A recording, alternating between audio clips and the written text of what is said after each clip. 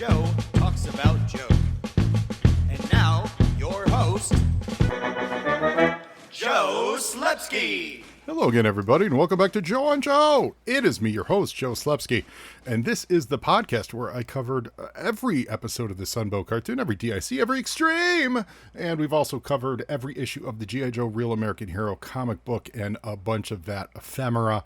So if you're just tuning into the show, please look back in the archives and find the episode of the cartoon that's your favorite and watch along with me. That's what this show was started as, and I've tried to carry that spirit throughout all the comic books as well, going page by page, panel by panel. So dig into the archives. It's an evergreen show. And for all you returning listeners, guess what? This isn't that format today. We've got another You on Joe. Woo, woo, woo. That's right. This week, I'm so happy to welcome back friend of the show, Agent Chuckles. It's been a while since we've had him on. And he called in from the deep, deep remote Northwest, where he lives on a deserted island, plotting his Chuckles related revenge on the world. I'm just kidding. No, Chuckles is great. And he's got a YouTube channel, Agent Chuckles. Go to YouTube, Agent Chuckles. And he's here this week to talk about said YouTube channel. He does some really fun stuff on there. He's got, well, you'll hear. But we talk about Beachhead. He's got two things going on. He's got some Beachhead profiles, which are really funny. And then he's got some file card profiles, which are amazing. So you're going to hear us dissect it this week. I hope everyone heard last week's show and then immediately went to Prop Store and bid on some G.I. Joe material for that amazing Prop Store auction. I'm happy to report I won one of my bids. I was the winner of one of the patch lots. So not whoever won the one with like 50 patches, good for you. But I won one of the smaller lots, so I'm excited to have that. There's a good chance I'm not going to need 10 patches, so there's probably some giveaways in the future of this program, listeners, so keep it tuned into Joe on Joe. It's going to be a while. I gotta wait. I gotta get those. Gotta figure out what's going on. But I did get one of those sweet Cobra pins, and that's very exciting.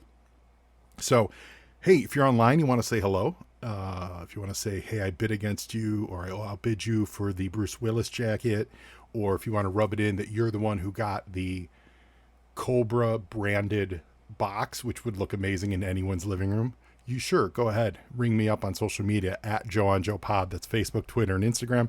You can send me a personal I beat you email to joeonjoepod@gmail.com and let me know what you bid on, what you won. Tweet it out, brag to the world, or don't if you don't want people breaking down your house because you won that Snake Eyes helmet. I get it. Makes total sense to me. And if you want to help support the show, you can go to patreon.com/joeonjoepod and help keep the show afloat that way. I appreciate each and every one of you listeners. You're all amazing. So I had a really fun conversation with Agent Chuckles this week. It's just super casual. This is a super casual G.I. Joe conversation. And Chuckles, if you're listening, I cut out the really fun part because this is a family show. So with that, I'll let you all go. I hope everyone has a wonderful, this is Superman week. Hope everyone has an awesome Superman week and enjoys Superman on the big screen. I know I cannot wait. And I will talk to you all soon. So here, tune in for my conversation with our good friend Agent Chuckles. Yeah, so Agent Chuckles, we're talking about your awesome YouTube site. Yeah, well, I love it. I think you're doing great stuff with it. Well, thank you. Tell us about it. How long have you been doing it? What's the goal? Like, what are your creative ambitions? Oh, my ambitions to rule the world. No, that's a good Cobra Commander. Yeah, well, that's a good one. It's not the one I chose for I guess what we'll be talking about in a little bit, but anyway, so I started this because I just wanted to be involved, and I live out in the middle of nowhere, with surrounded by retirees, and I'm not there yet. And I wanted to get involved with things, and the file cards have always fascinated me. But darn it, if I didn't pick something that doesn't catch fire that isn't on the tips of everyone's. There's no, it's not the current zeitgeist. It's, oh, I wonder what the background information of the file cards are. But that's my love, so that's what I went with. And Okay, well, explain that. In what yeah, capacity are you doing that with file cards, making videos? yeah. So my associate Steve, the writing dad, Steve Mejias, we analyze. It's a thing we do every with my hands. We review all the classic file cards and then the original figures that go with it, and then we compare and contrast that with the modern. I shouldn't say. I keep saying modern. The classified and the retro classified figures. I skip out the modern figures in between because I know there's quite a few of them, but that's just not. I wasn't there. I bought the original waves of those figures and then I got out of them quick because of one thing or another. They didn't hit with me like the O-rings did back in the day and like the classified are hitting now. So I determined which of those figures are best represented by the character as depicted by the file cards. Okay. So there'll be some little line in a file card and we'll do a 3 slides on because he randomly said that he likes cabbage. Something like that. I don't know. People steer clear of him in the 2 hours after mess. Yeah. Mutt is not trying to take anything off his plate. And you call these videos plastic profiles. Plastic profiles is what we call that show, and on it, some of it is just me trying to recruit my friend into the GI Joe community. Because he grew up with it as well, but he's a good 5-6 years younger than I am. So he doesn't have, I started with the OGs, the 82, 83s. And I think 88, 89 were probably his first Joes. And so it's teaching him things and So he's just all about Star Brigade. He's like, yeah, I just can't stop talking about Star Brigade. They're not more robotic Star Brigade. Yeah, people. And then the Metaluda mutant or whatever those things are. Where's all the mutants in this line? Sign me down. There's no slime. Yeah, what? With Play-Doh armor.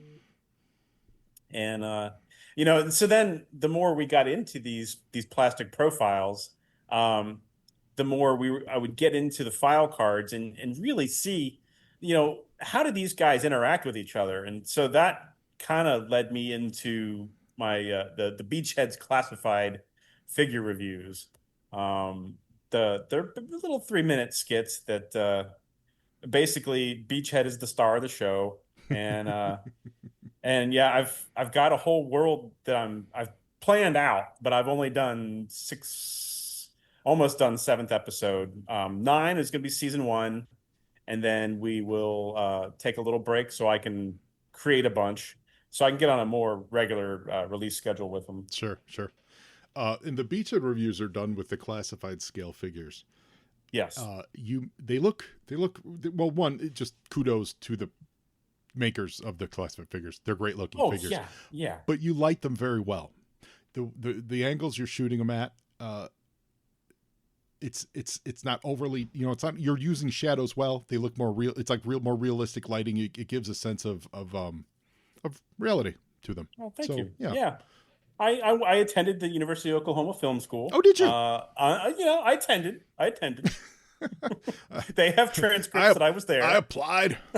No, I didn't receive anything for my efforts, but I really didn't put out much of an effort. So, this was the time of South Park where, I was like, oh, whatever, but you've got to go to school to do animation and get into all that, and then I get in there and it's. It helps to have these things, but if you know someone, it's a lot easier. And, sure. And I knew nobody.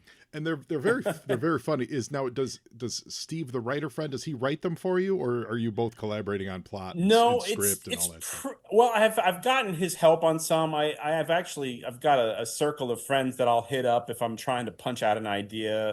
Wreckship 85, Patrick Stralco, and then of course Steve.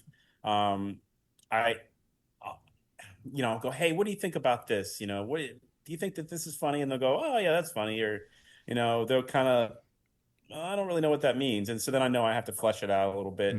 And then sometimes I'll try to jam too much into an episode. But anyways, basically, he's my go-to voice for if there's gonna be a handful of characters, he's probably gonna be at least two of them in an episode, and I'll probably be the other three. But Who does Beachhead? that's me. You nail it. No, thank you. You're getting the cadence of the impression from the movie. And thank you. Growing up, Wayback Machine, I loved Rich Little. I loved Rich Little. Oh yeah. I was doing impressions and trying to do impressions and stuff when I was a real little kid. I loved it. When Dana Carvey came along, it was all the voices. I'm a huge fan. I know a lot of people think impression comics I think they're brilliant. I think it's hilarious. Yeah. And the most successful ones, I've always felt this, are the ones that get the cadence. It's not so much always the tenor of the voice. It's the cadence of how they speak and the word choice and just the speed and rhythm of their speak, not necessarily, am I too deep? Am I at the exact right register, and all that stuff. So when you hear a really good impersonation, that's really what you're hearing. You're hearing the soundscape of how you believe that person speaks. And and so that's what I hear when I hear your Beachhead. Oh, well, thank you. It's it's funny in rhythm with the Beachhead from the movie. Well, and it's funny that you bring up the movie because when I need to get in the zone, I thank you.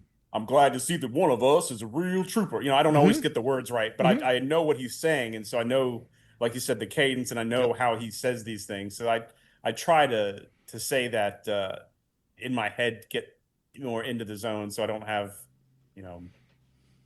so it sounds less like me because I only got a couple different other things I can do. Most of them end up sounding like Rick Sanchez. So it's, hey, Morty, Morty, and then it's just, so. Well, that's where you get into like the vocalization, the sound of it all. And that's absolutely a skill, but a different skill, if you can get the cadence. I think it's like I do impersonations of just people in our daily life. No one here would know them.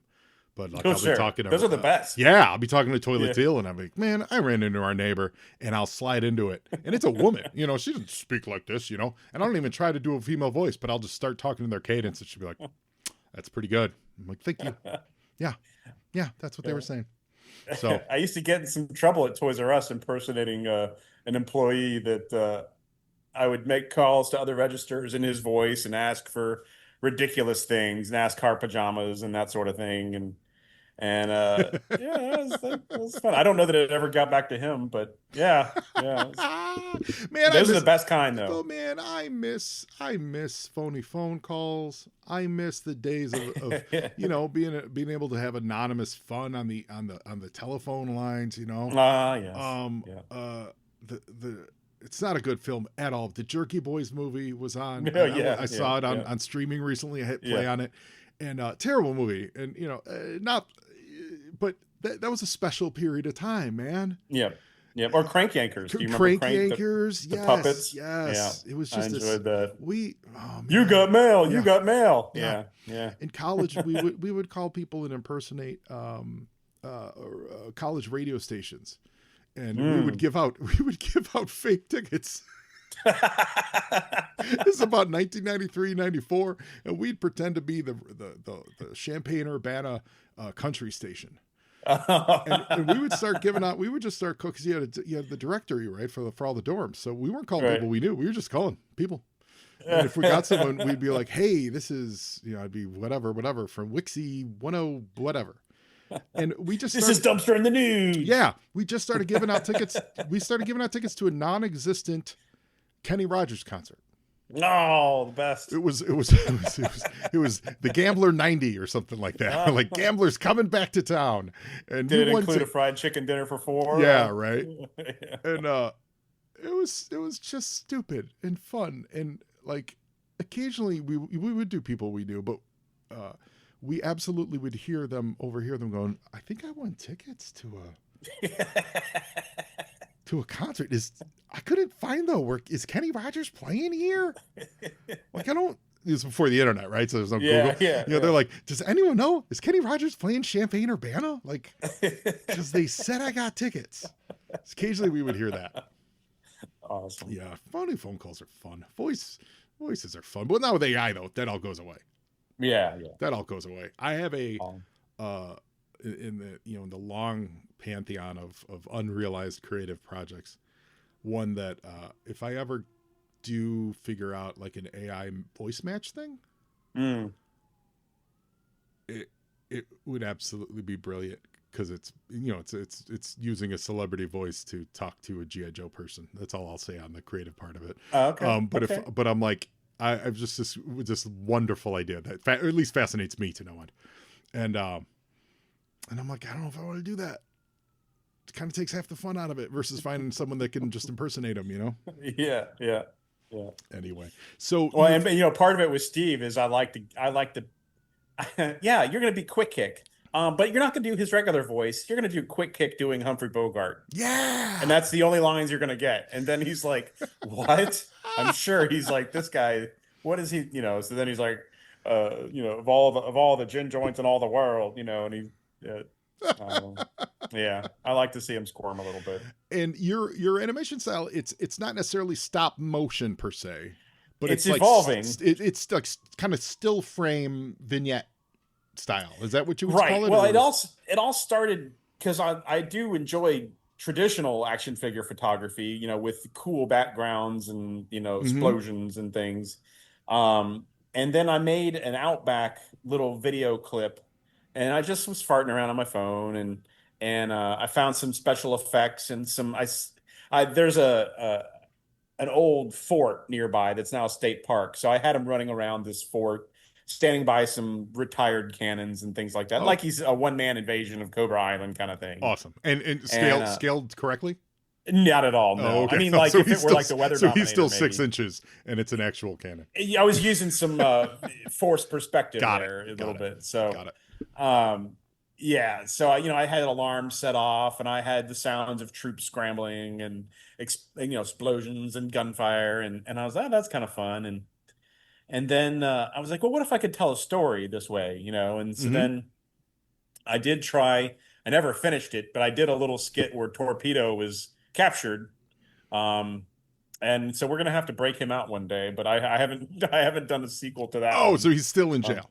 so he's still, yeah. There's a hostage scene with some vipers and Major Blood, and they're holding Torpedo in the middle, Is and he still wearing his kind of flippers?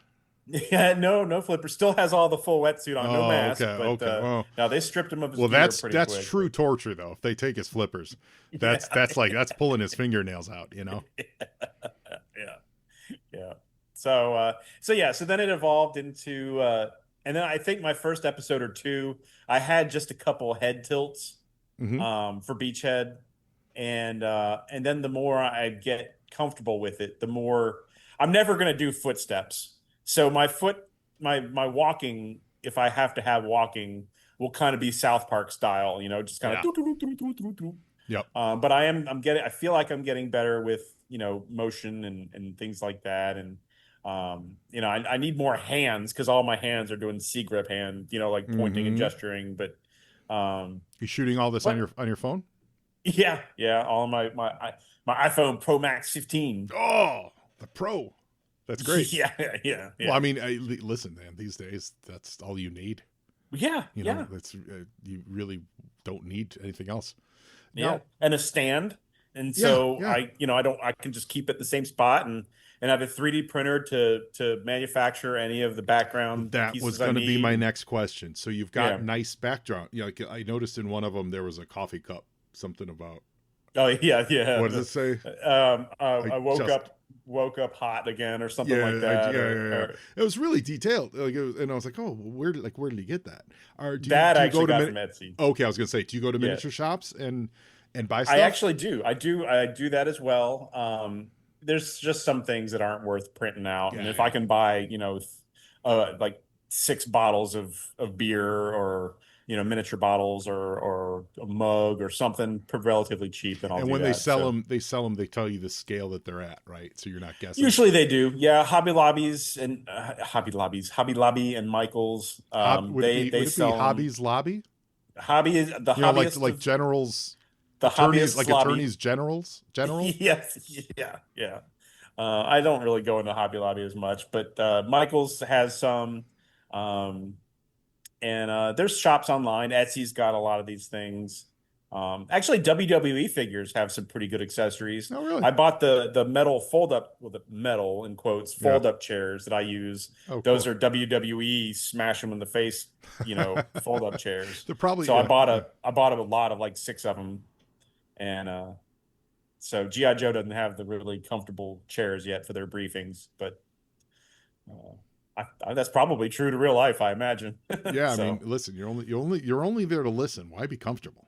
that's right. That's You know, right. you have one reason to be in that room, and that's to You pay should be standing yeah, anyway. it's to pay attention to what's going on. Like you're not Yeah. settling in for 4 hours to pour Yeah. over a nice novel. So the Beachhead stuff, this is like you call it, like this season is 9 episodes. Yeah, I didn't start out doing it this way, but I with my job, I'm able to have a lot of time to just think. I drive a lot, so I think, Mhm. what am I, what am I doing with this? What am I doing with this? And so then I've got it mapped out now to season 7, kind of a vague timeline of what I want and things. And so I have big plans. Now, whether they come to fruition, we'll see. But I have more plans for Cobra to get involved. I've got a in this universe, so Beachhead originally came out in '86. Yeah. So anybody before '86 will never be a traditional review, right? Like he won't go over their gear, like what they're standing at attention and that sort of thing. Got it. So because they're already part of the team. Okay. So it's the people that come in at '86 and beyond. So you'll see Starduster and Jinx and all those rawhide characters. They'll get the traditional, where they've got to stand there with their army duffel bag and then the change and then and so that sort of thing. So and it's kind of a mishmash of comic and cartoon worlds. I'm kind of picking and choosing what works. That's half the fun of this stuff, and I Yeah, appreciate I appreciate the verisimilitude there of setting it. Hey, anything before '86, he wasn't around, so he doesn't get a chance to review them. I like that. Yeah, I mean, he can't walk up to an experienced team member and really like break them down. Now, Well, with Lady J, what if like okay, go ahead. No, he did. We did have an episode with Lady J where he noticed her weapon was the power javelin. That's the one I was watching. That was pretty funny. And he's just, I guess I never noticed this before. How does this fire? And power javelin, power javelin, power javelin, and he just can't get it through his head. And then turns out Lady J doesn't really know all that much about it either. Right. And there's something about like, oh, and you got a camera here. Like, were you just recording yourself? Yeah. A little figuring out how to use like, it or something. Yeah. Oh yeah. Then that. Yeah. Well, I got a camera. Oh, it's VHS, and then I threw in Hector Ramirez there at the end as host of funniest videos. Oh yeah. Yeah, I think I called it something different, but that's a lot of fun. But now, like, so let's say they, let me think. So I don't remember exactly off the top of my head, but like, let's say Tiger Force Duke was in '87 or '88. Could he then review Tiger Force Duke? Even though Duke preceded him in the line, would that fit not in that world? way? So I did actually do a Tiger Force a little bit with Outback. I think he was the second or third episode I did. He looks at Outback's traditional costume and goes, "Wait, you're out in the woods, but you're wearing a bright white T-shirt." And then Outback's like, "Hey, it's okay." I mean, in so many words, he says this. "I've got another outfit. Let me go change. Maybe you like it better." And he comes out in his stark white hair, bright orange shirt, and it's like, "Okay, I don't believe any of this." Well, it worked out because he couldn't find him. At the end, he had lost Outback in the woods. Tiger Force.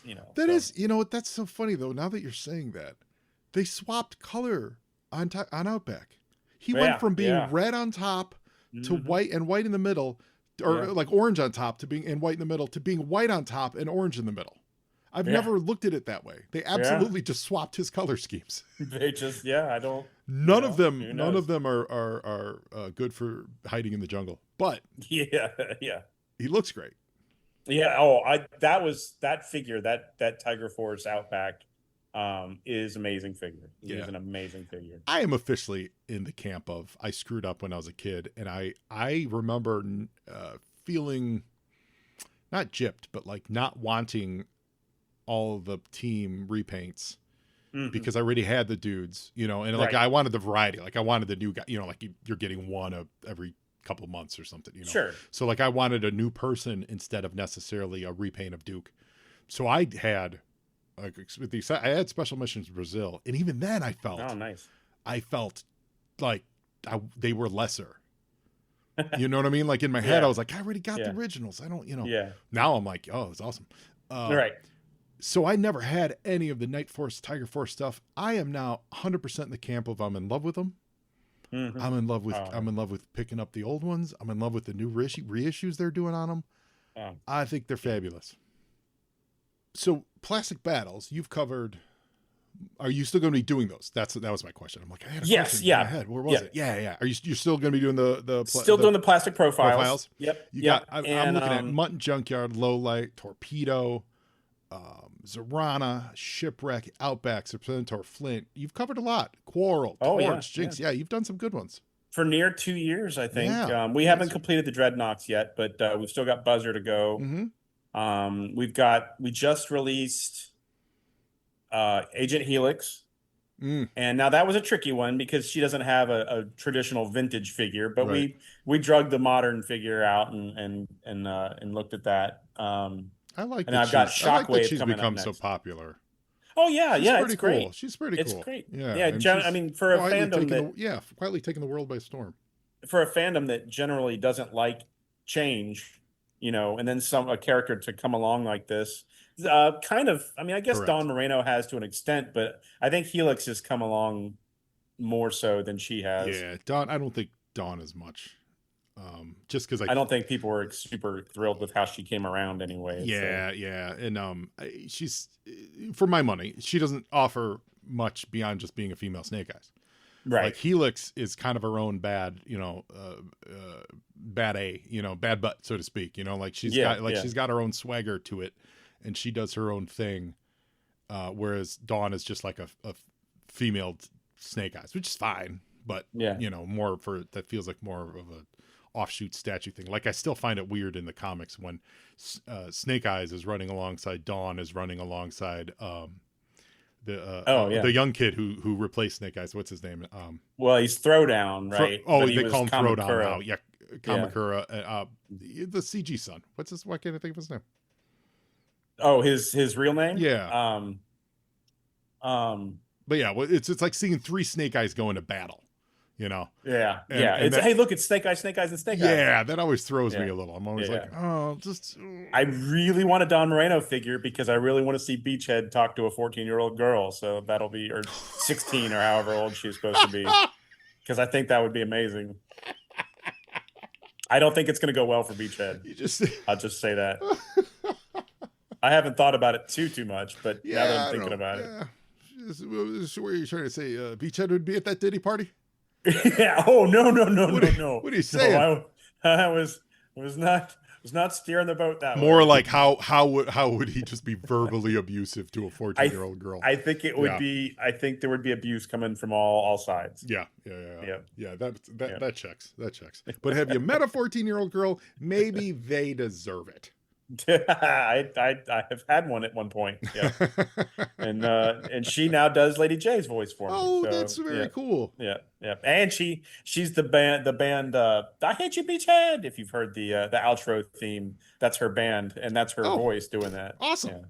Yeah. Of course, I repurposed the music. The music is a song called "Not Yours Never Was," but that part with the drums, I love that part. So I've stolen shout that. her out. What's her Cherub band name? Tree? Cherub Tree is the name of the band. They are on Spotify, and they're big deals in the DC music scene. Really? Washington DC. Yeah. Well, that's awesome. How old is she now? Or she? But she's an adult now. She's not. Oh yeah. She's not like she's a School not of a Rock child kind of prodigy, kid. right? Oh, okay. No. Got it. I mean, she was in a way, but that was in high school and band and that sort of thing. Cherub Hill? Cherub Tree. Yeah. Cherub Tree. Check it out. That's amazing. Cherub Tree. Joe and G.I. Joe connection. That's awesome. So, Agent Chuckles, what's one, we want to get more people subscribed to your channel. So just Google Agent Chuckles YouTube. You'll find it. It's the first thing I found. check it out. Check out Beachhead's classified figure reviews. They're very funny. Share them around the web. What's like? Is your next move just more Beachhead reviews? Is there one thing you're excited about? Is there a teaser you can give us for like the culmination of this season? Yeah. So we'll start with the teaser. So season one, that just sounds so grandiose saying it like that. That's my little 3-minute videos. No, So no. eventually I'm gonna do the sort of the super cut. I'm gonna put them all into one video, one easy to watch. I guess it'll end up being near half an hour, which no one's gonna watch it for that long, but no, I'm just great. kidding. I just teasing. No, but I'll put them all together so that someone can just sit and let them play. But yeah, so episode 9 will have elements that I've sprinkled in with Cobra. So if you've watched, you've seen that I've introduced Zartan as someone lurking throughout GI Joe. We've seen Cobra Commander, so there'll be some more of that to finish up this season. And then, yeah, I'll let the cat out of the bag here that Beachhead's new costume will debut in the last episode. Exciting. But you got to find out how. Okay. As far as things I'm looking forward to doing, I think I've found a good pocket to stay in. I don't, you were talking about, unfulfilled projects and unfinished projects. I've got a lot of those, and I'll hit up my circle. I'll go, hey, I want to do this. And they're like, oh, that's cool. And then it's like, how about this new thing? Let's do that instead. So I've got a lot of those things where but I like what I'm doing now. And my work is slow this time of year. So I look to stockpile some episodes of both shows, Plastic Profiles and the Beachhead shows. And that way, when it gets to wintertime and my work gets busy, I can stay on a nice, even schedule, and everyone will know when things come out. That's awesome. Can I throw you a creative idea? I love it. A little bon mot for you to. Yeah. When you're stitching your 3-minute shorts together, do an interstitial that's like Beachhead's Project Runway. Oh, okay. And that's your interstitial. Like the Sergeant Slaughter promos between commercials from when they show that. But it's like, boy, we're really in a pickle right now, Sure, but it's like Beachhead. It's like Beachhead doing a fashion show, like it's his Project Runway show, and it's just all glitz and glam. Picture Beachhead in the world of Gem and the holograms. You know what I'm saying? That's where my brain's at. Something totally non-Beachheady, but it's like Beachhead doing like fashion. Oh, he would be in hell. Yeah, it would be amazing. Or, wait a minute. Yeah. I'll flash into this. The movie Bruno. When Bruno talks about going to the fashion shows, there's this I think it's the opening credits, and he's just like fashion, style, and it's just ridiculous. Do something like that. Have fun with it. Like break out of Beachhead's comfort zone. I kind of like that. Yeah. I kind of like that. Yeah, that's yours. I can't promise I'm going to take the fashion stuff, but definitely the in between something in between the episodes. I think I really like that idea. Well, then my job is done. But my job's not done, listeners, until you guys all go subscribe to Agent Chuckles' YouTube channel. Give him a bunch of views, give him a subscribe, give him a bunch of thumbs up, get that channel up there, and check out these videos. They're a lot of fun.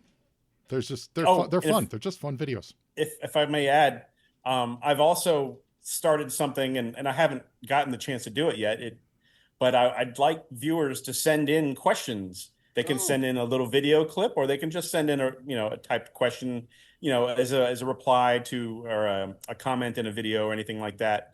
But I'd like Beachhead to answer it, sort of Space Ghost style, in an episode. Oh my God, yes, that's what I want. Yes. Yeah. Yes. Yeah. Beachhead. If you've seen my commercial, coast to coast. Yeah, if you've seen the commercial I did with Beachhead, and then Steve and I are both in it. I was able to put our screens in there with Beachhead talking to us. Yes. And that's on the YouTube site. And that's how I envision answering questions. So I would love to hear, Beachhead would love to hear anything you have to say. It can be anything. It doesn't have to be questions exactly, but anything you want to comment, he would love to hear it. I want that. I want that for you more than anything else right now. There it is. I found the videos. Yeah, there. I see the two of you on the screen with Beachhead talking to it. It's not my best acting for me, but well, it is because you're doing Beachhead. Yeah, well, the Beachhead's that's easy. Yeah. But me is a whole different thing. Yeah, I see that. Just the still from it. That's very funny. Beachhead talking to both of you. Yes, more of that. 100% more of that. So listeners, absolutely go do that. Give Agent Chuckles, longtime guy, longtime Joe and Joe friend of the show. Yes, give him all the support you can. What figures are you excited about coming up, or waiting for? Or did you back the Snowcat?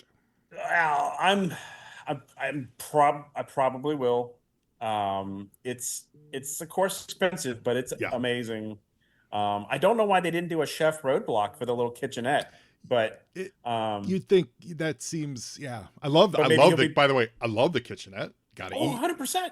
Everything, it's all amazing. The bivouac's so cool. Yeah. I couldn't tell if the camouflage sort of the canvasy tarp part of it, is that snow camo? I imagine it is, or is it like green? But I don't remember if I've seen that side, but yeah, I'm excited about the bivouac. Excited about the whole project, really. Yeah. So what figures am I looking forward to? Maybe a wish list, maybe something you hope that they do. Yeah, I would love to see their take on Beachhead Unmasked. I don't know if I want the handlebar, or not the handlebar, the horseshoe mustache that they've done with some of the modern figures, but I'd love to see what they come up with. Any masked figure should have a separate head sculpt. Well, Beachhead's V2 was kind of crazy. Like it had crazy colors, it was like teal and yellow. Yeah. Like that I would actually be interested in their take on that version of him. Certainly, I'm not saying that's the coolest. Obviously, V1 Beachhead is top tier, easily top 10. But his V2 is so peculiar looking. I'd like to see them make it work and make it look good, because they've got to really flub, the look of things. Sometimes. Oh yeah. Everything outside of 2 or 3 figures. I think like everything they've done. Falcon's face, and you know what? Who's more punchable than Falcon? Right? So why not give him a punchable face? Like that made sense to me. Yeah. No,